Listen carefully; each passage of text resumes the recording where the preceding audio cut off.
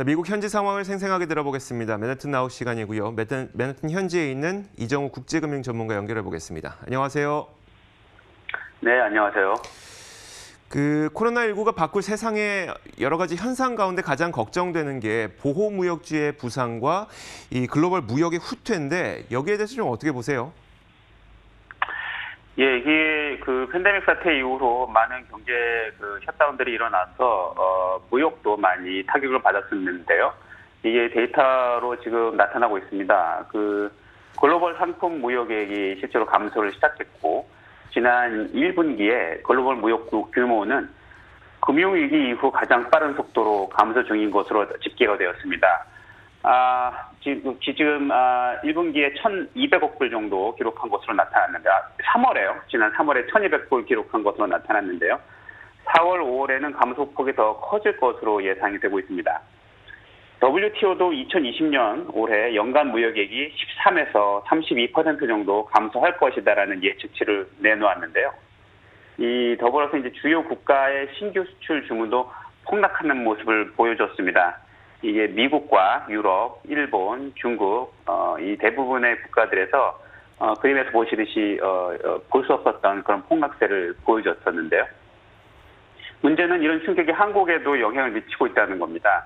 한국의 4월 수출액도 전년 대비 24.3%가 폭락한 것으로 집계가 되었고요. 이게 360억 불 정도를 기록했습니다. 대개는 400억 불 이상 꾸준히 지표가 나왔었는데 지난 2009년 5월 이후에 가장 가파른 폭락으로 기록이 되었습니다. 내용을 조금 더 들여다보면 한국 반도체 수출이 14.9% 줄었고요. 석유 제품들이 56.8%로 반 이상 줄어들었습니다.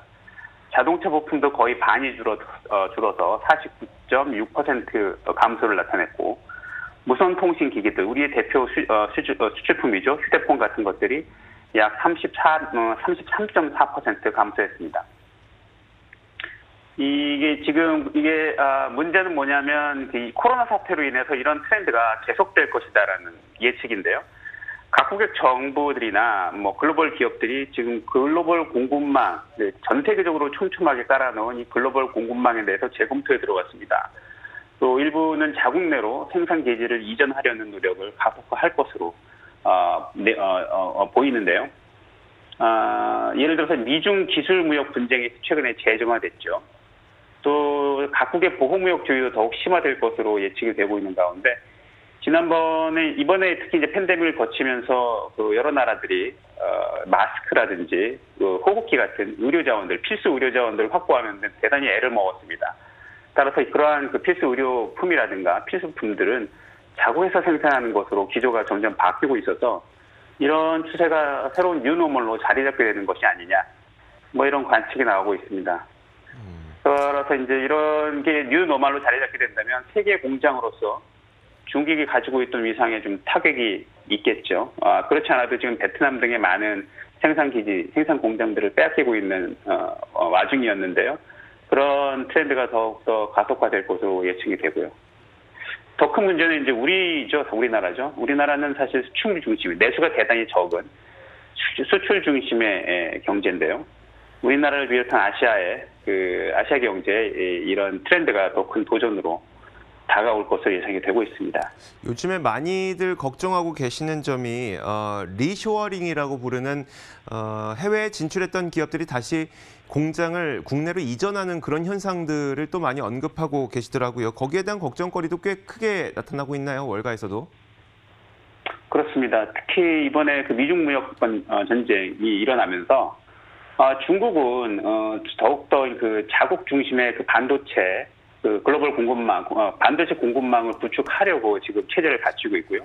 미국도 그런 핵심 기술들을 중국에 내주지 않으려고 대부분의 생산 기지들을 제국 내로 이전하려는 노력을 보이고 있습니다. 이게 국가뿐만 아니라 기업들도 마찬가지로 그렇게 움직이고 있기 때문에 지금까지 효율성에 기반해서 확정되어 왔던 글로벌 공급망이 이제 붕괴될 것으로, 완전 붕괴는 아니겠지만 네. 타격을 받을 것으로 예측이 되기 때문에 좀 추이를 지켜보아야 할 것으로 보입니다. 과거와는 사뭇 다른 좀 경제 현상이 많이 펼쳐지게 될 거란 그런 전망들이 나오고 있더라고요. 비슷한 맥락인 것 같습니다. 자, 맨해튼 현지 분위기도 좀 전해주시죠. 예, 오늘 뉴욕 로맨하탄에 있는 주식거래소가 드디어 트레이딩 플로어를 재개장했습니다. 그동안 팬데믹 때문에 닫아놨었는데요. 네네. 재개장했고요. 예, 오늘 코모 주지사가 오프닝 벨을 울렸습니다. 근데 그 팬데믹, 예, 바이러스 방지를 위한 조치들이 취해졌습니다. 트레이더 간 유리 칸막이가 설치가 됐고요. 일할 수 있는 트레이더 숫자는 평소보다 4분의 1로 제한이 됐습니다. 또 모든 트레이더들은 매장 플로어 내에서 마스크를 착용해야 하고요. 또 출퇴근할 때 대중교통 이용도 금지가 되었습니다. 이런 조치들이 팬데믹의 재확산을 막기 위해서 취해졌습니다. 아울러서 지금 NBA는 7월부터 시즌 오픈을 고려하고 있는 것으로 알려졌습니다. 또 메이저리그도 그보다 더 빠른 개시를 위해서 선수 노조와 지금 협상 중이다라는 소식이 전해져서 이런 대규모 프로 스포츠도 조만간 다시 볼 수 있게 되지 않을까 예상하고 있습니다.